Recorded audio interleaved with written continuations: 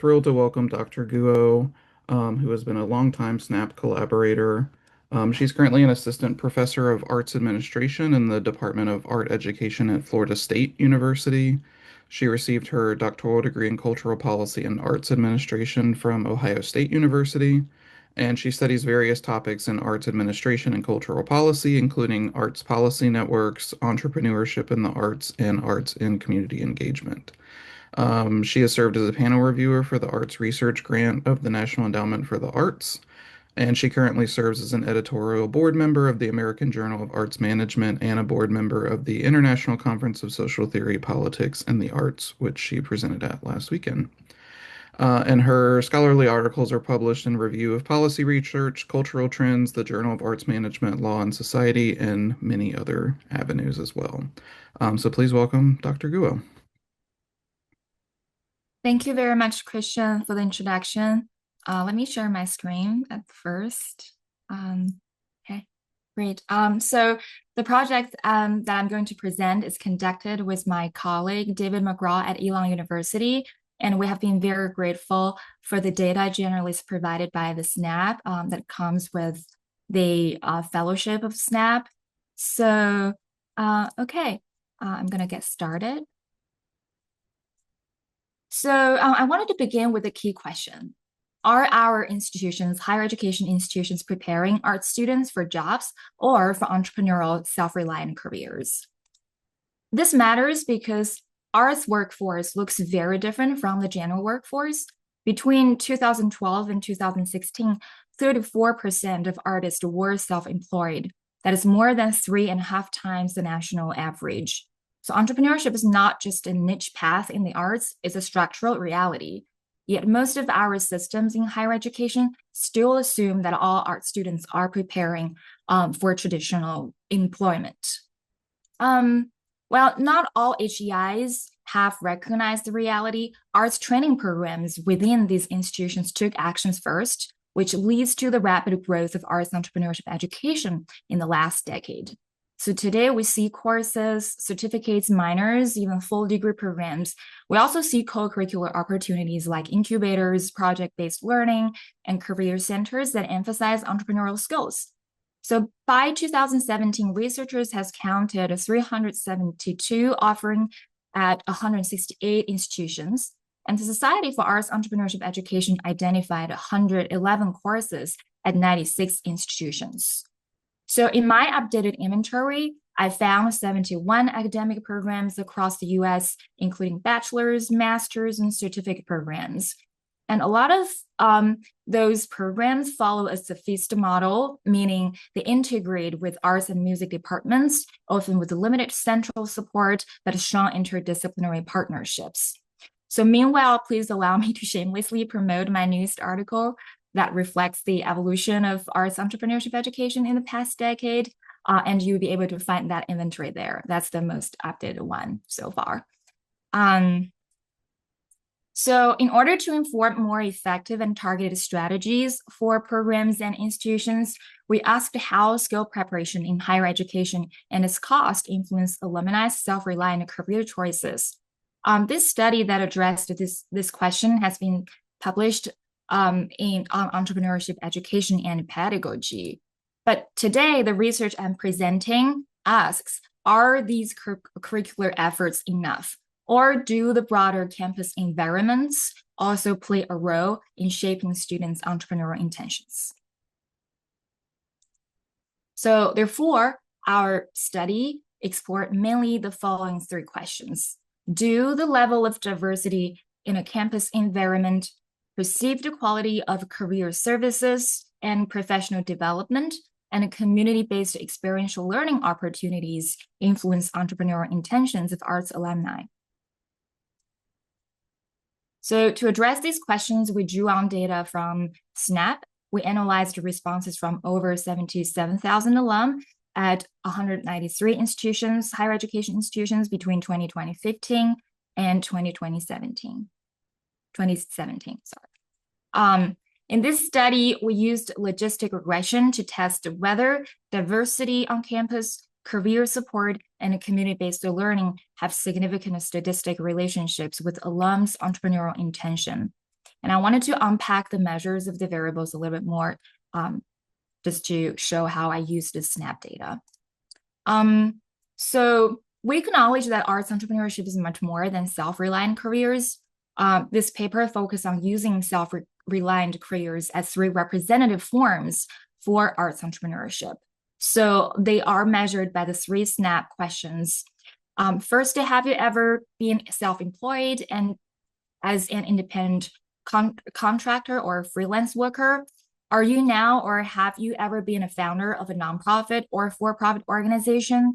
Was any of your work as a founder? Have you ever worked as a founder of a nonprofit or for-profit organization that is related to the arts? In terms of the independent variables, the first one is institutional diversity. So it is measured by students' perceived experience with their interdisciplinary artistic collaboration, diverse social interactions on campus, and the percentage of white students on campus. And another independent variable is perceived quality of professional development support. It is mainly measured by alums' perceived quality of network opportunities for degree-related internships or work, and advising for career or further education opportunity. And the last independent variable is perceived community-based experiential learning experience, and they're measured by alums' experience working on community-based project and working with community-based artists. Okay, we also controlled some of other factors that may influence their entrepreneurial intention.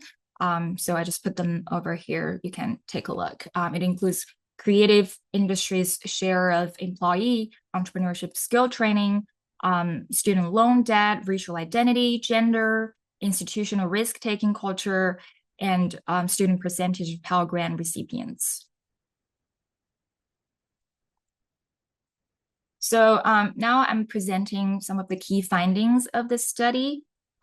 The very first finding is actually diversity matters.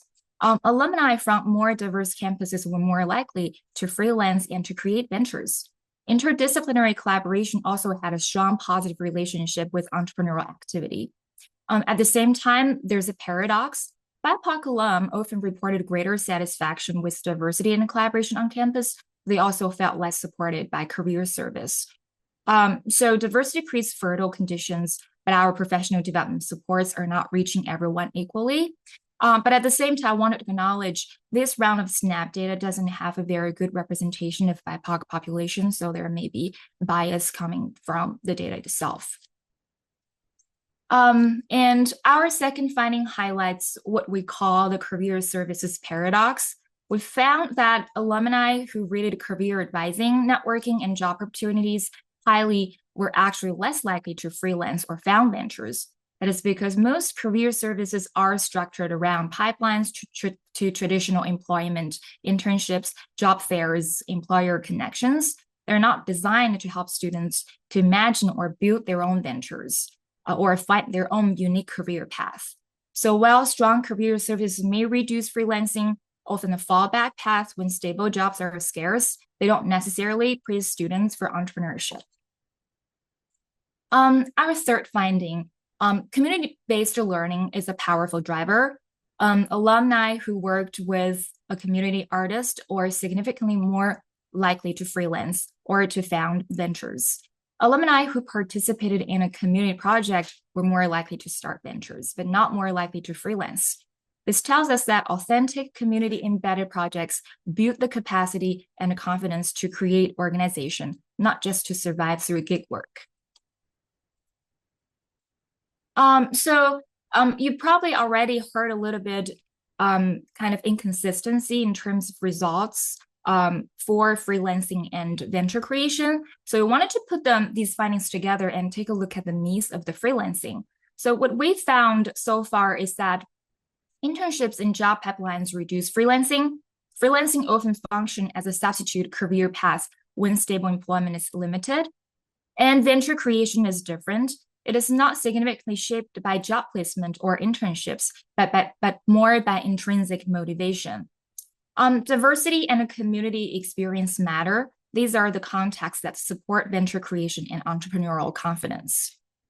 So, like putting all this together, the freelancing and venture creation are not necessarily the same thing. They call for different kinds of institutional support and also different type of motivations from students.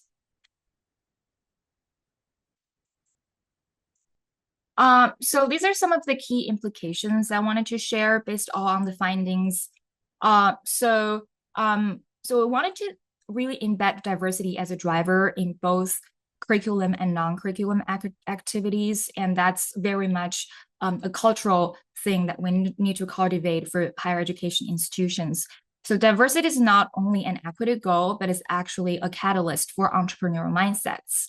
And also we wanted to really rethink career services. We wanted to thinking about how do we move beyond employer pipelines and expand advising to include entrepreneurial pathways, mentors, and role models.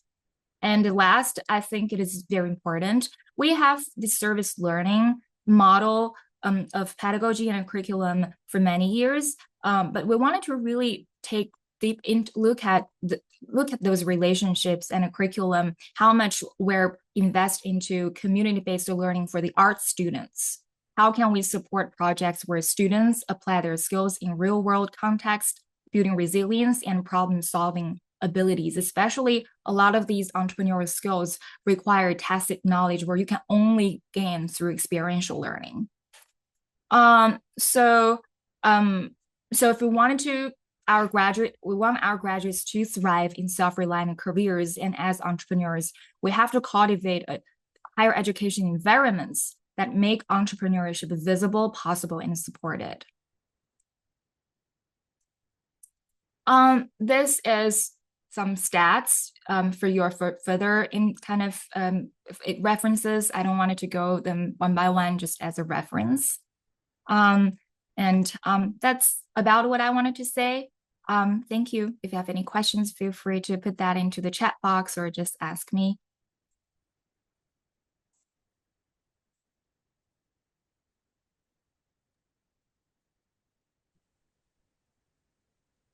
Great. Thank you, Wen. Does anyone have any questions for Dr. Guo? Feel free to ask them or ask them in the chat. I had a question. For the examples of the more entrepreneurial education pathways in the institutions, how did you collect that data of what those programs look like and what institutions they were at already? So, sorry, can you repeat the question one more time? Just wanted to make sure that I get Yeah, that. sure. At the beginning, you had shared some of the data you had collected about the more entrepreneurial related career pathways and education programs in institutions. How did you find that and what did those programs look like? I know you mentioned like career services and incubator programs and things like that, but I'm curious what those look like and how you found them. There are a couple of articles that I cited in some of the slides, as you see. So they collected a lot of original data, but they stopped doing that after 2017. Just nobody had really kind of trying to aggregate those inventory. So I re-examined those programs again. And also, so the Society for Arts Entrepreneurship Education, they have also more updated inventory where you can kind of check the list of program offerings across United States, and also EEE also have a pretty much updated list of those programs. And I definitely kind of used a little bit of Google search just to verify, making sure that I don't leave any smaller universities out. I wouldn't say that my inventory is 100%. It needs a little bit of cross verification, but that's kind of how I kind of added all these curriculum and programs together. Yeah. So it's coming from multiple resources. Amazing. Thank you. This is really interesting. Thank you. I had something to, I guess, more comment as a Canadian that graduated in the US in an art college. Can you hear me? That's my first question. Is my speaker? Yeah, sure. Yeah. Yeah, I was gonna just thank you for your research. It's eye-opening, actually, for someone myself. I'm a self-employer, and that's and you know what you call retired, so I'm older than a lot of the generations graduating now, and it's very interesting to learn about the trends that probably didn't exist when I graduated in 1980. So I really appreciate hearing this, and it's an eye-opener. And some of the things I wondered about, or that I felt were just really significant from a self-employed, I teach art here in my home. And two things, or three, that have changed it drastically, I found for myself: COVID. And I wondered about if you found, I don't know if you're testing, if you have any comments about pre and post COVID differences, or just a sense of what you might comment on about that. And that was my question. And just two really quick points, and I'll leave that question open. That I also found one of the biggest factors is isolation, because the arts are so competitive. I've always been alone in order to succeed in it. So my concerns have been social support. And then, of course, the third, international relations, which the reciprocity of support and training. How does one manage and handle, that type of model where there's always going to be international mixture with more, it's context-based employment, I find. So I was just making those as 2 points. I know that's a lot of, I don't want to, pull a lot of information out, but mostly about COVID, just to share that, and then just to ask that question about anything that you could comment on with reference to how COVID has changed things from a research perspective. So from a research perspective, I think actually SNAAP collected a lot of COVID-related data in this latest round. I haven't checked the COVID data as the same way I did with my previous research. So I don't know if I can defer that question to Leanne. I think you probably can answer this better than me. But I do think COVID changed a lot of things. I have been looking at the data of art educators and their career trajectories during COVID. What I found is that this concept of flexicurity actually is important for a lot of arts educators. You found arts educators, in comparison to other type of artists, they're less likely to quit their creative career after COVID. So I think probably that stable employment during COVID really buffered a lot of risks in the creative career.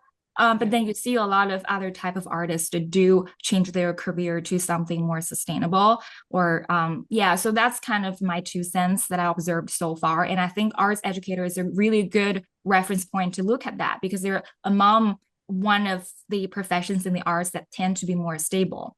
But for patterns, maybe Leanne can speak this better, because I know this is the focus of this round of data. Yeah, I just plugged in the larger report into the chat. And this report we released about a year and a half ago, and we had expanded the 2022 questionnaire to include a number of questions related to measuring the impact of COVID-19 on artists, on creative careers. And so you'll find most of your questions likely answered in this report. But the general kind of big picture finding is that arts alumni who were doing well did better during COVID, and arts alumni who were already suffering or not doing as well did worse during COVID.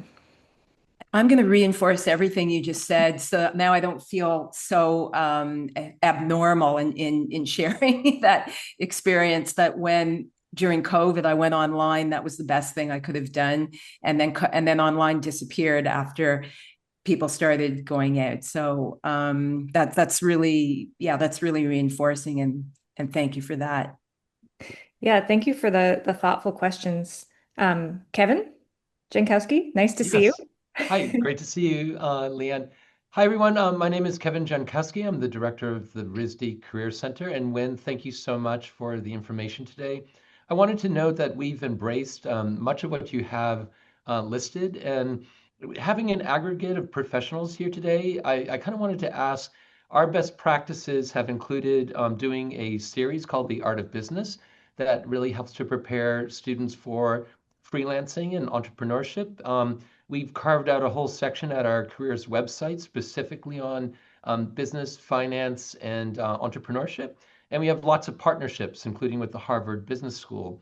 So I wanted to say this with the aggregate of people who are here. Are there others that you have best practices that have really initiated areas that Wen has indicated? Because I think it would be helpful for all of us to hear some of those best practices in this moment. And thank you.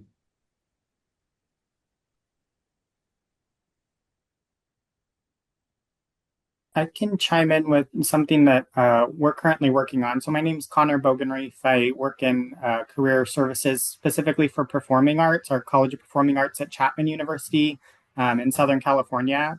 And one of the programs that we're currently working on, so it was very validating that this is something I have another meeting on Monday about it, but we are working on an incubator program specifically for performing arts students. So really trying to connect that what I think is sometimes that disconnect between career support and the arts. They always kind of think it's not for them or it's different. So we're working on building out an entrepreneurship incubator program specifically for performing arts students. So very validating that our work seems like where it should be given the research that you've done.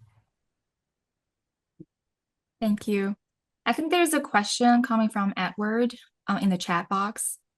Yeah.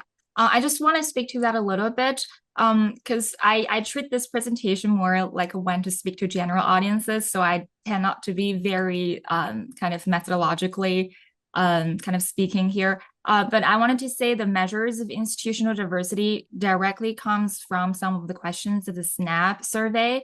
So they would ask the students, did you have any experience of collaborating people coming outside of your artistic disciplines?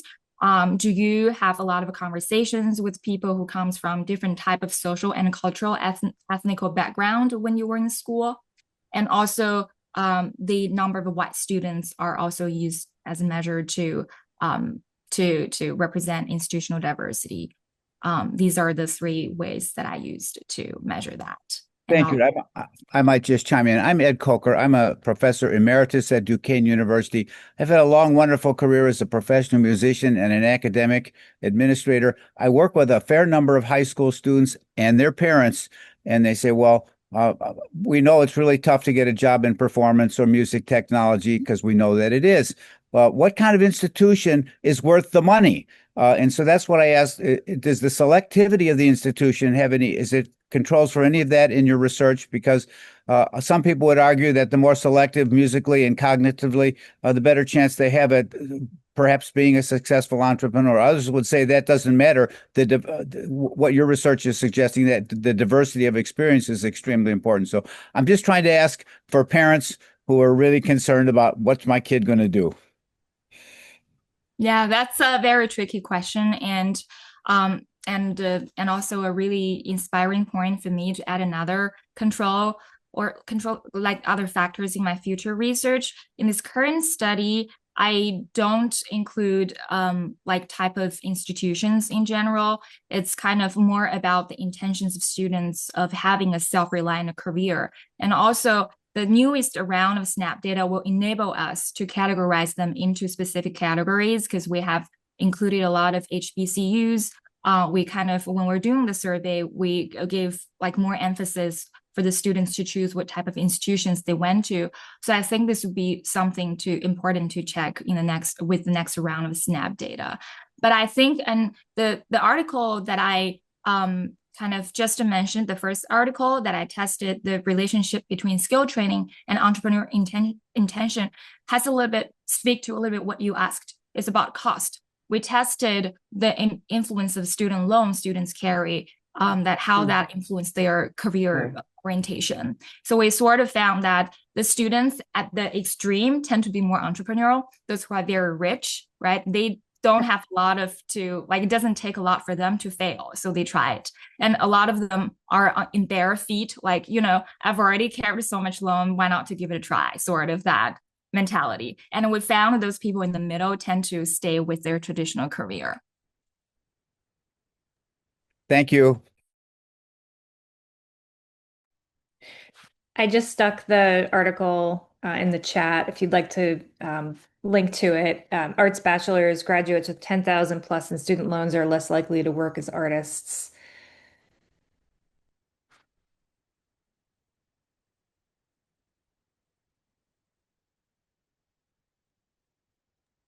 We have 3 minutes left. So were both of those questions answered in the chat? Oh, and I see a hand. Genevieve? Hello, good morning, everyone. I am a graduate DMA student here at UNT. My question or concern has to do with orientation. I think this is such a relevant topic, and I thank you all for putting this platform together so we can talk about these things. My concern is that this is such a relevant topic and thing to think about in our journey, especially in the realm of music, because everybody's wondering, what am I going to do when I'm done with this degree? What opportunities are there for all of us? And I want to make a suggestion during orientation as on an annual basis, if there can be like a fair or some sort of forum embedded into the orientation week where these things can be brought in, career pathways in the performing arts, music extended into the performing arts can be discussed, and resources available to students so that they know that, okay, all of these resources are available. Here they are whenever you're ready in your own free time and you want to delve into them. Here it is. Thank you all. Thank you for that comment. Yeah.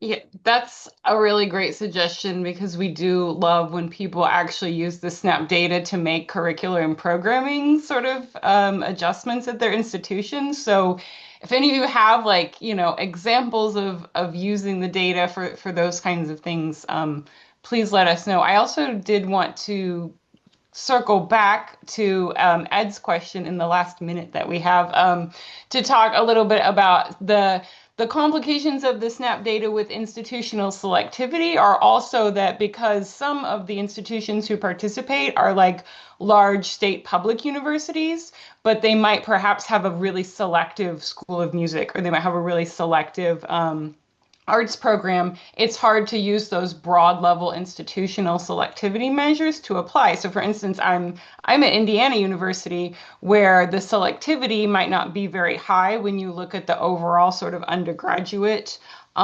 student admissions, but the Jacobs School of Music is very, very selective in terms of who gets into that and who doesn't. So that's another complicating factor that we should really think about if we're going to put selectivity like into the data and see what kinds of numbers come out of that, exactly how we're going to define selectivity within. Is it at the institution level? Is it the program level? Because that gets quite messy. And I think the important point that you noted could get washed out if we're trying to apply something very broad to the data. So, but thank you for bringing that up. That's something to consider for sure.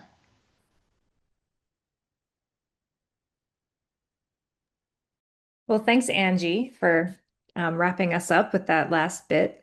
It's a little bit past 12:30, so I think we'll let everyone go and enjoy the rest of their lunch hour. Thank you so much to Dr. Guo for this presentation and for everyone for taking the time to be here today, and for SNAP staff members bringing all of us together and being able to offer this Snapchat series.